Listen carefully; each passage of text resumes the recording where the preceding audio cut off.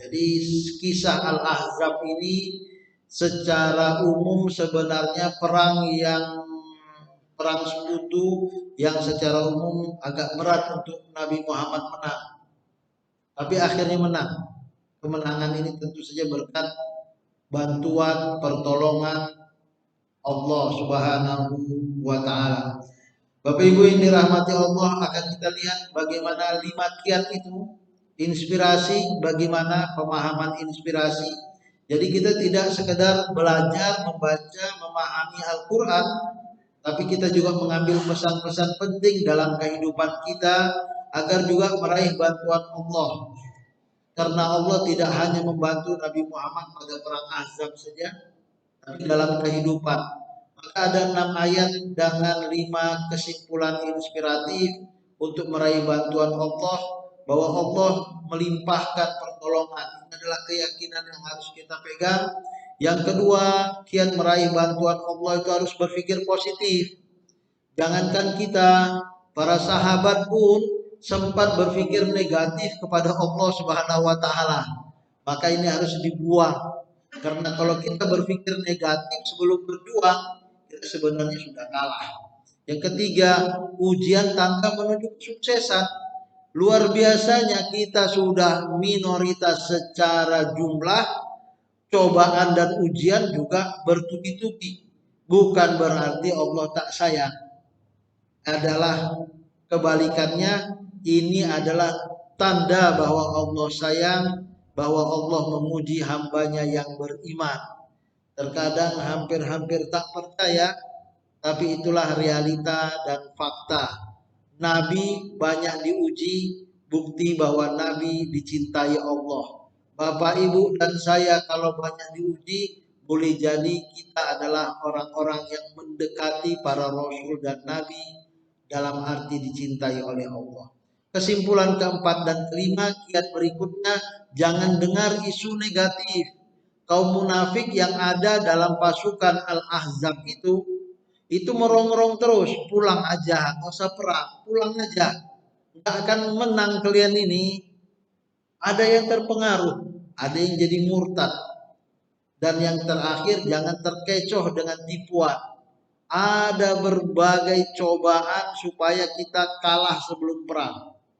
Ini adalah 5 hal bagaimana akhirnya Nabi Muhammad bisa memenangkan peperangan Al-Ahzab, atau kita bagaimana tetap mendapat bantuan dari Allah Subhanahu wa taala.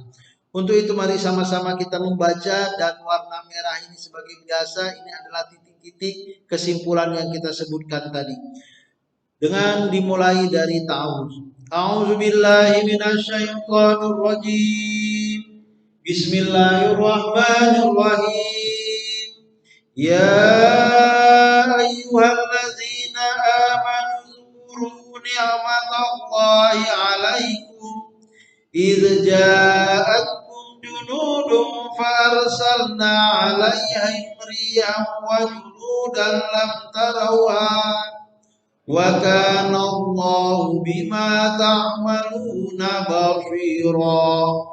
إذ جاءوكم من فوقكم ومن أسفل منكم وإذ زاغت الأبصار وبلغت القلوب الحناجر وتظنون بالله الظنونا هنالك ابتلي المؤمنون وزلزلوا زلزالا شديدا وإذ يقول المنافقون والذين في قلوبهم مرض ما وعدنا الله ورسوله إلا غرورا وإذ قالت طائفة منهم يا أهل يثرب لا مقام لكم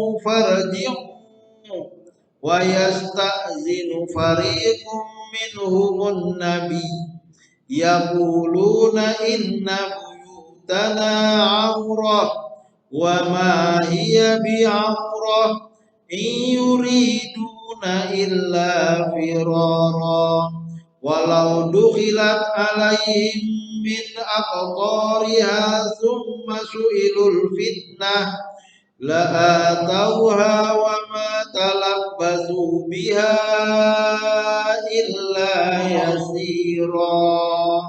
Shadaqallahul azim. Pada pertemuan yang lalu hubungan internal umat Islam bahwa wasiat diberikan kepada teman atau anak angkat. Agama itu adalah perjanjian yang kuat, misa konggolizo dan lias ala shodiqina an sidqihim. Jujur adalah kekuatan, wa'ad dalil kafirina azaban alima, dan yang kafir diberikan Allah azab siksa yang pedih. Jadi di sini ada kaitan bagaimana kekuatan azab itu dimulai dari rumah tangga pada pertemuan pertama. Kemudian kekuatan azab itu dimulai dari internal umat Islam. Karena kata orang, kapal itu kalau airnya berada di luar gak akan tenggelam itu kapal. Tapi kalau airnya di dalam, tenggelamlah kapal itu. Jadi kalau terjadi pembusukan di luar sana, buah itu masih oke lah. Tapi kalau buah itu busuknya di dalam, tak bisa lagi kita makan. Maka Allah memulakan dari internal umat Islam ini harus membangun kejujuran. Dan itu yang terjadi di Turki yang saya baru ke sana. Wah, masjidnya banyak luar biasa. Tapi kita menemukan saking banyak masjidnya, itu masjid digembok dan gemboknya sampai berkarat, nggak dipakai lagi.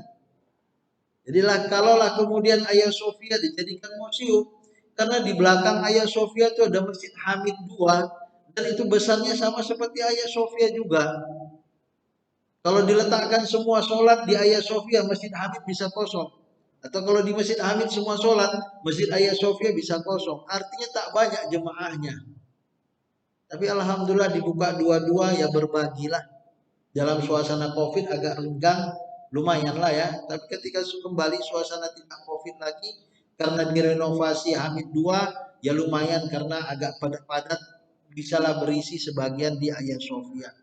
Tapi menjadi pelajaran bahwa permasalahan internal umat Islam ini jauh lebih krusial diselesaikan daripada permasalahan orang yang ada di luar sana.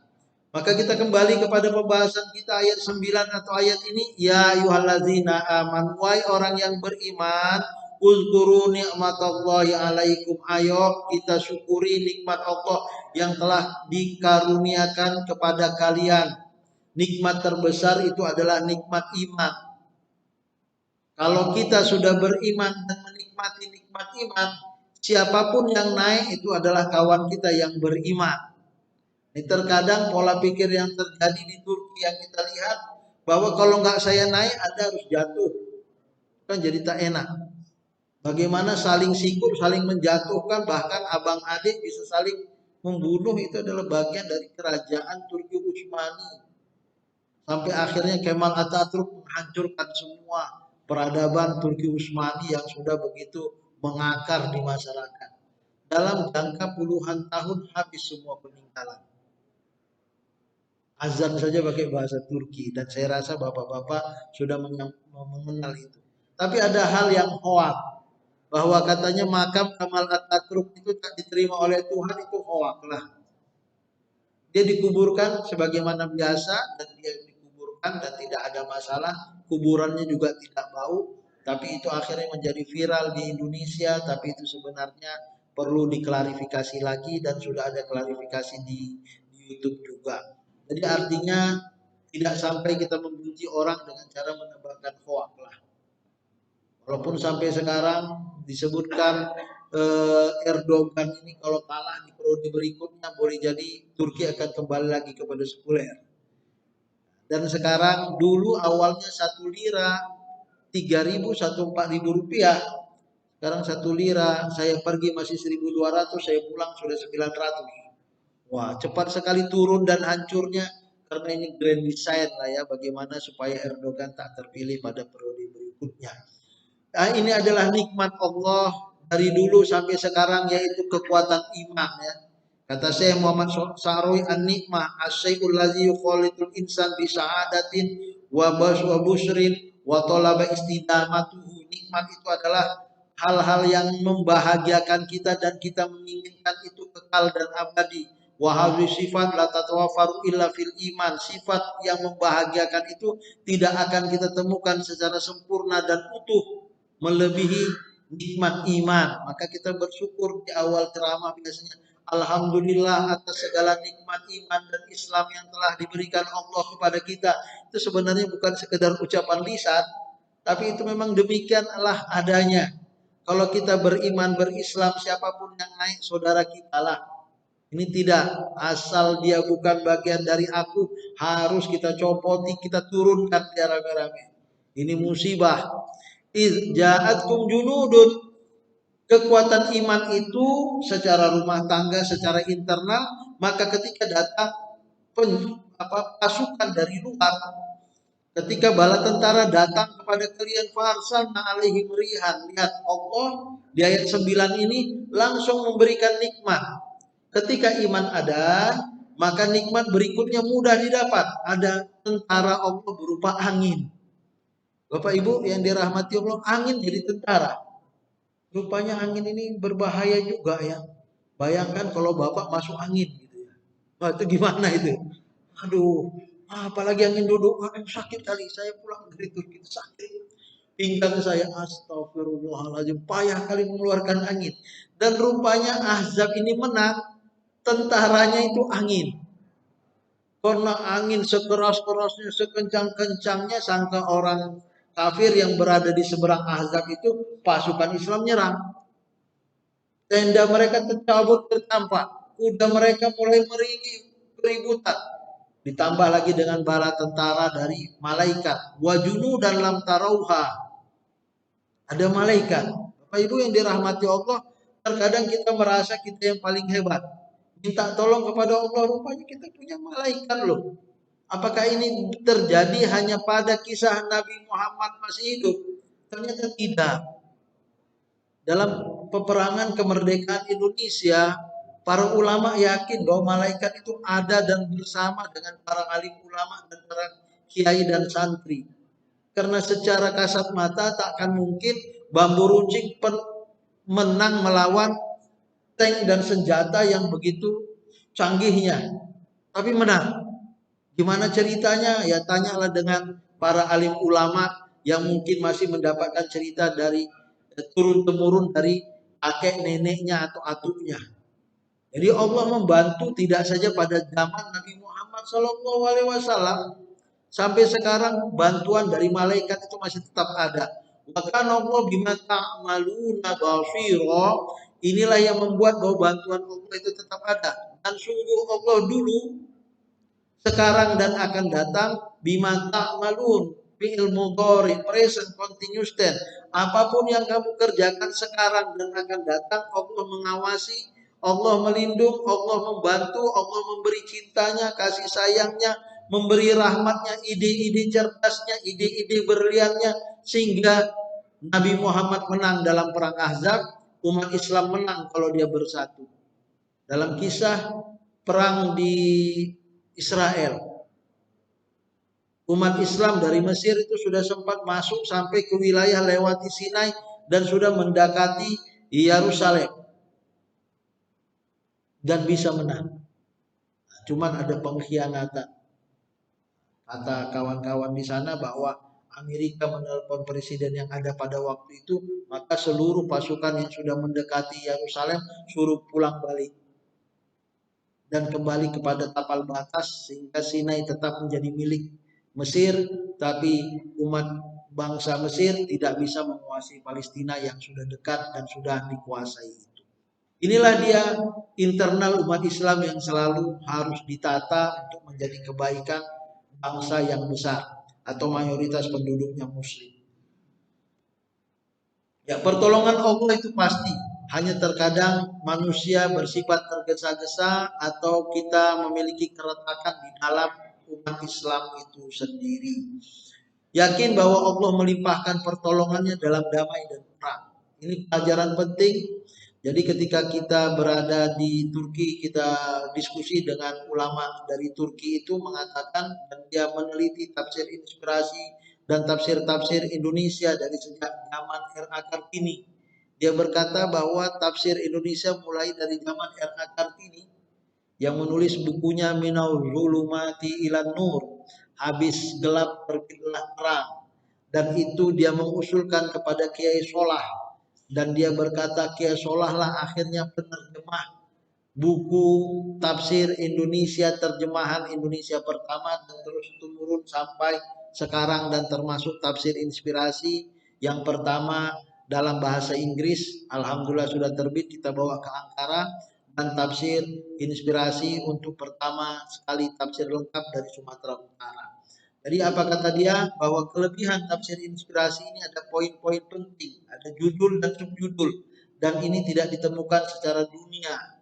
Dan ini alhamdulillah berkat bersama-sama Bapak, dan kita sudah bersama-sama sejak tahun berapa itu?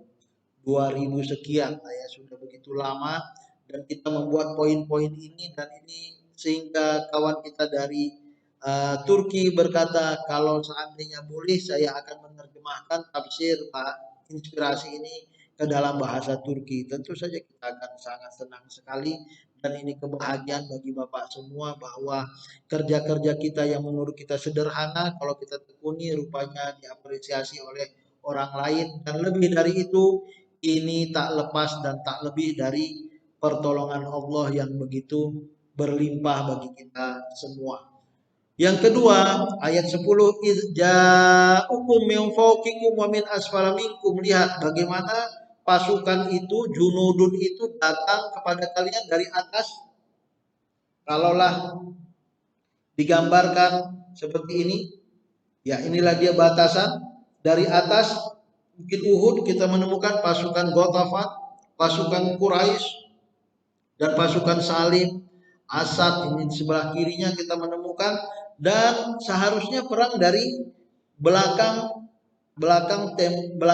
lubang paret yang begitu lebarnya, sehingga ini paret kalau dilompati kuda langsung masuk, nggak bisa naik karena tingginya 5 meter tingginya. Oh, ini berapa meter? Nah, setinggi ini lah. Jadi paret tuh dilompati kuda nggak bisa naik lagi, bukan paret selokan gitu lah ya. Dalam betul ini paret yang warna apa itu? Ada panah-panah, itu adalah paret yang dibuat oleh Nabi Muhammad, luar biasa, dibuat paret di bulan puasa pula itu Bapak. Ini suasana lapar, kita buat paret. Maka begitu lebaran kita menyebutkan Sodaqa wa'dah wa nasara ahzab wahdah. La, kan ada nasara ahzab. Ini perang ahzab, maka ada, kenapa kok takbir kita ada itunya? Nah, karena ini perangnya, karena ini mengingati bagaimana semangat ahzab itu. Dan luar biasa Bapak Ibu, dari atas ada, dari bawah ini seharusnya kawan kita lah. Ini satu rumah, tapi beda keyakinan. Bani Quraidah, Bani Qainuqa itu nyerang dari belakang. Nah, itu yang paling sakit itu. Kalau dari depan enak kita, ini ada pula menyerang dari belakang. Aspal, ada dari atas, ada dari belakang. Yang gak enak dari belakang. Alhamdulillah semua terselesaikan Bapak. Ya, maka di sini disebutkan ada Atfan, ada Asad, Bani Fazaza itu dari depan, wajahat al-Yahud min Bani Nadir wa Bani Quraidah dari belakang. Mereka sudah buat perjanjian bahwa kita diserang oleh kaum Quraisy Mekah, maka kita kaum Madinah kompak yuk. Apapun agamamu, Islam, Kristen, Yahudi, ahli kitab, ayo kompak. Kita menyerang musuh dari luar. Rupanya dari dalam musuh juga menyerang kita. Wa min asfala minkum wa izzaghatil absar. Waduh. Penglihatan kalian terpana, hati kalian sesak. Wa zaghatil absar wa balaghatil qulubul hanajira. Hati kalian menyesak sampai ke tenggorokan. Waduh. Dikhianati. Aduh, tak imbang. Wa tazunnuna billahi zununa. Kalian berprasangka yang bukan-bukan terhadap Allah. Aduh, kalahlah kita ini. Alah, Nabi Muhammad ini nggak bisa dipegang cakap. Habislah kita ini. An-noglolan yuslimahu. Nggak diselamati Allah. Udah capek kita buat paret. Wa yatakhalla anhum. Allah nggak nolong, nggak ada Tuhan itu. Wal kafiruna yazunnuna annahum sayantasirun. Orang kafir, udah kita sudah jaga di belakang. Pasukan Islam terjepit, habis mereka. Bani Quraidah, Bani Qainuqa, Bani Nadir sudah berpihak pada kita. Inilah pikiran-pikiran negatif tadi. Dan ini yang dilarang. Mukmin dicoba dan diuji. Sebagai manusia dia dapat mengalami ketakutan. Tapi ini normal loh. Saya takut, bapak takut, ibu takut. Hidup ini penuh terkadang dengan ketakutan. Namun imannya cepat menariknya ke titik aman dan tenang. Astagfirullahaladzim. Kok saya buruk sangka dengan Allah. Astagfirullahaladzim. Memang sakit. Tapi Allah maha penyembuh. Allah maha syafi. Allah sembuhkan penyakit saya. Allah malah sahla ilama jangan salah. Ya Allah mudahkan ya Allah. Tidak kemudahan kecuali datangnya darimu. Kalau memang ini takdirmu yang terbaik, berikanlah dengan cara-cara terbaik. Ini orang yang beriman. Maka kesimpulan kedua, tetap berpikir positif walau dalam keadaan terjepit. Keep positive thinking. Hai orang-orang yang beriman, jauhilah kebanyakan prasangka buruk, kecurigaan, karena sebagian dari prasangka buruk itu adalah dosa. Hunalika tuliyal mu'minun wa zulzilu zilzalan syadida. Disitulah diuji mukmin. Bagaimana pasukan dari depan sudah begitu sangarnya, garangnya sudah begitu heroiknya, dari belakang sudah siap-siap menyerang. Dan pasukan, jadi orang Islam itu perempuan dan anak-anak diletakkan di satu tembok besar. Dan itu ada orang kafir dan munafik sudah mulai naik, sudah mulai menyerang pasukan ibu-ibu ini. Lumayannya ada seorang ibu-ibu, dia pakai baju kayak laki-laki, dipukulnya orang yang lain itu jatuh mati orang itu. Sehingga orang itu berpikir, rupanya masih ada laki-laki di sana. Dan kuat pasukan Islam di benteng Al-Ahzab yang khusus untuk menjaga ibu-ibu dan anak-anak. Sehingga akhirnya gak diganggu lagi. Wazulzilu zilzalan syadida, dengan goncangan yang sangat dahsyat. Menang gak. Kayak kita nonton apa itu? Tendangan penalti ya kan. Masuk enggak, itu kan separuh, walaupun 95% masuk, tapi tetap saja terkadang ada gagalnya dan orang deg-degan melihatnya. Apalagi yang kita bela itu adalah yang terkadang kalah gitu. Ujian itu tidak buruk, bahkan itu perlu. Ujian itu memuliakan pesertanya jika lulus dan menghinakan jika gagal. Maka di mana ujian kemenangan? Kalau masuk surga sebenarnya menang. Kalau masuk neraka maka dia adalah gagal dan hina. Cobaan dan ujian tangga menuju kesuksesan. Ubtuliyal mu'minun. Jadi Bapak Ibu yang dirahmati Allah, tidak saja dalam suasana Al-Ahzab. Dalam hidup ini pun, ya Allah, sudah begitu dekat kita dengan Allah. Kok diuji pula? Apalah masalah, apalah dosa saya. Bapak nggak berdosa, Bapak nggak salah, tapi memang karena Allah sayang dengan Bapak. Jadi nggak selamanya kalau diuji, dicoba, gagal, berarti kita introspeksi, oke lah. Tapi kalau kurasa baik-baiknya aku, berarti memang Allah sayang dengan kita. Jangan pula sudah jatuh ketimpa tangga lagi. Kita merasa pesimis dan merasa Allah jauh dari kita. Jangan. Itu yang dilarang dalam kajian kita meraih pertolongan Allah. Wa idz yaqulul munafiquna walladzina fi qulubihim maradun ma wa'adana Allah wa rasulahu illa ghurura. Ini perkataan kaum munafik ya. Ingatlah ketika kaum munafikin. Munafikin itu apa? Walladzina fi qulubihim maradun. Orang munafik itu orang yang hatinya ada penyakit. Ini orang betul-betul orang kafir, tapi masuk dalam pasukan Islam seakan-akan dia muslim. Dan memang benci kali dengan Islam. Di Mekah gak bisa diganggu. Di Madinah kondisinya kuat, maka kita pura-pura muslim masuk dari dalam. Dan itulah yang akhirnya hancurnya Turki Utsmani itu. Karena ada penyusup dan akhirnya merongrong dari dalam dan umat Islam terlena. Walladzina fi qulubihim maradun, ada yang mengatakan itu sifat dari orang munafik. Orang munafik itu yang hatinya penyakit, tapi ada yang mengatakan tidak, ini ada orang Islam tetapi hatinya masih penyakit juga. Jangan sampailah Nggak sampai kategori munafik kali, tapi hatinya sudah benci dengan Islam. Jangan sampai orang Islam benci dengan Islam. Nah, ini nggak enak ini. Kalau orang non Muslim benci dengan Islam masih wajar. Ini ada orang Islam tak suka dia dengan Islam. Gak suka kali aku dengan NU. Ah, kamu Islam, NU Islam. Gak suka kali aku dengan orang Al-Wasliyah. Ah, aku gak suka kali dengan Muhammadiyah. Nah, janganlah. NU, Muhammadiyah, Al-Wasliyah, Salafi, Jemaah Tabligh, semuanya Islam, ya kan? Jangan sampai kita benci dengan sesama Muslim. Ya, kalau kita nggak suka ikan, jangan larang orang untuk makan ikan, ya kan? Ya kan? Ikan ini juga halal, kecuali makannya B1 B2. Nah, itu kila kita larang anak-anak kita. Ini sama-sama yang halal. Nah, ada ikan, ada telur, ada daging, ada kambing, ada ayam, ya kan, prasmanan. Bapak nggak suka ikan, saya suka ikan. Bapak nggak suka daging, Bapak suka daging, saya nggak suka daging. Ketika Bapak makan daging, saya nggak usah marah. Ketika saya makan ikan, Bapak pun nggak usah marah. Karena ini semua makanan yang halal. Nah, itulah dia. Jangan sampai kita berhati benci terhadap sesama kita. Karena ini adalah nikmat yang paling hilang dari dalam diri umat Islam. Apalagi habis itu ma'wa'adanallahu wa rasuluhu illa ghurura, yang janji Allah, janji Rasul semuanya bohong katanya. Nah, habislah kita. Gak percaya lagi dengan ustaz, gak percaya lagi dengan mubalik, gak percaya lagi dengan ormas Islam, gak percaya lagi dengan orang-orang baik. Mau siapa lagi mau kita ikuti? Gak percaya pula dengan Allah Subhanahu wa taala. Penipunya ini Tuhan, astagfirullahalazim. Tuhan sudah dibilang penipu.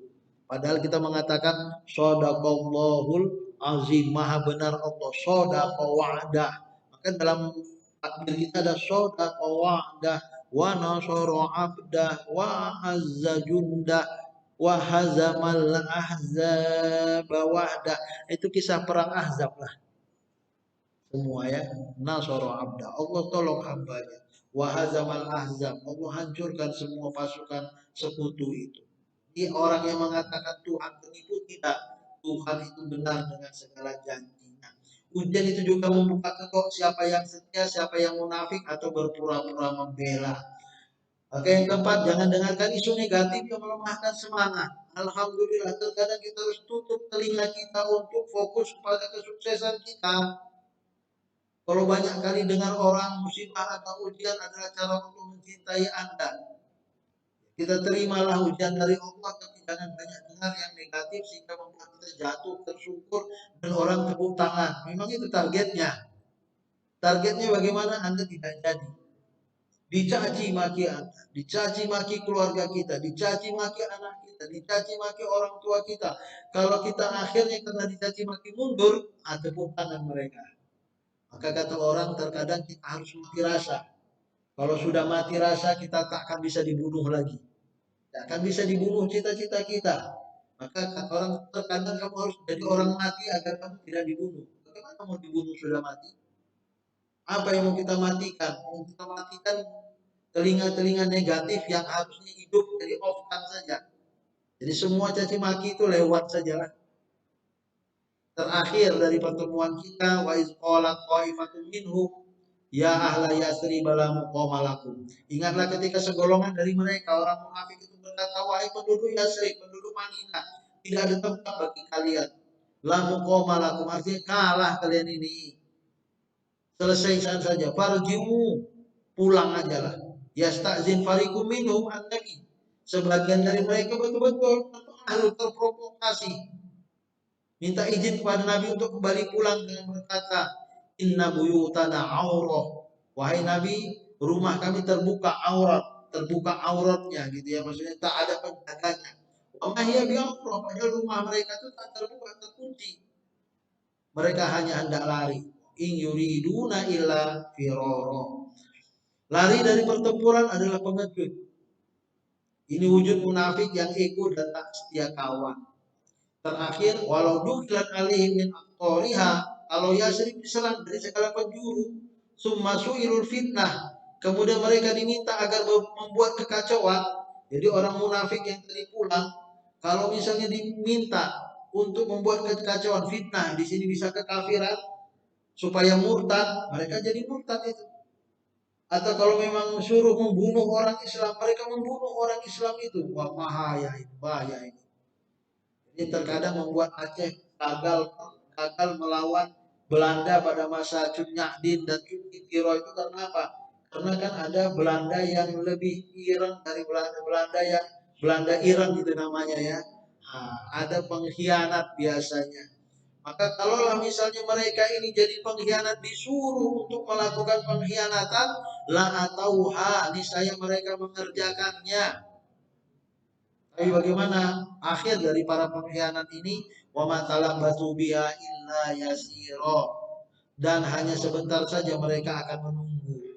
Kalaupun mereka mendapatkan kenikmatan, kenikmatan itu hanya sebentar saja. Kita katakan bahwa Irak sebenarnya tak akan hancur lebur seperti sekarang kalau tak ada pengkhianat di dalamnya. Sangka mereka, para pengkhianat ini menikmati kehancuran Saddam Hussein, walaupun Saddam Hussein mungkin banyak kesalahannya, menikmati kehancuran Saddam Hussein dan mereka mendapatkan imbalan besar dari pihak luar. Tapi akhirnya tidak, Bapak. Semua hancur. Pengkhianat pun akhirnya hancur. Gak bisa dinikmati lagi. Inilah dia pengkhianat itu, kata Allah, yasiro. Apa itu? Summa yantaqimullahu minhu. Bagaimana Allah membalas mereka yang pengkhianat itu? Neraka bagi mereka. Di dunia entah bagaimana, hanya Allah lah yang tahu. Inilah dia kisah pengecut itu, sebenarnya hati sanubarinya lagi berkecamuk. Akhir perjalanan mereka tersiksa batin sebelum fisik. Jadi dia merasa berdosa, merasa bersalah sebelum akhirnya fisiknya terganggu. Yang terakhir, yang kelima, jangan terkecoh dengan tipuan munafik. Maka bagaimana meraih rahmat Allah, bantuan Allah, pertolongan Allah, jangan terkecoh dengan tipuan munafik. Ciri orang munafik, jika berkata selalu berdusta, jika berjanji selalu mengingkari, jika diberi kepercayaan selalu berkhianat, dan jika memusuhi melampaui batas. Bapak Ibu yang dirahmati Allah, dengan demikian kita sampai di ujung dari 5 kiat meraih bantuan Allah Subhanahu wa taala, inspirasi dari surat Al-Ahzab. Kesimpulan itu yang pertama, yakin, ya ayyuhallazina amanu, panggilan iman. Ayo orang yang beriman, yakinlah bahwa Allah melimpahkan pertolongan kepada kalian, tidak saja dalam suasana perang, tapi juga dalam suasana damai. Allah lah penolong kita, Allah lah penyembuh kita, Allah lah Tuhan yang Maha Kasih dan sayang kepada kita. Yang kedua, tetap berpikir positif, jangan bertazunnuna billahi zununa, berpikir negatif walau dalam keadaan terjepit. Karena apa? Berpikir negatif melahirkan pesimis, dan pesimis sebenarnya kita sudah kalah sebelum melakukan kebaikan apapun. Yang ketiga, cobaan dan ujian tangga menuju kesuksesan. Terkadang ujian dan cobaan datang dari manusia, tapi di balik itu semua cobaan dan ujian atas restu dan izin Allah Subhanahu wa taala. Ubtuliyal mu'minun wa zulzilu zilzalan syadida. Yang keempat, jangan mendengar isu negatif yang melemahkan semangat. Yaqulul munafiqun walladzina fi qulubihim maradun. Terkadang kita lebih senang dan lebih parah lagi, kita menjadikan mereka yang membenci kita sebagai konsultan dan penasihat kita. Ya sudah, parah lah itu. Orang yang menghancurkan kita, kita dengarkan cakapnya. Terakhir, jangan terkecoh dengan tipuan munafik. Inilah dia 5 kiat meraih bantuan Allah. Masih ada waktu yang tersisa.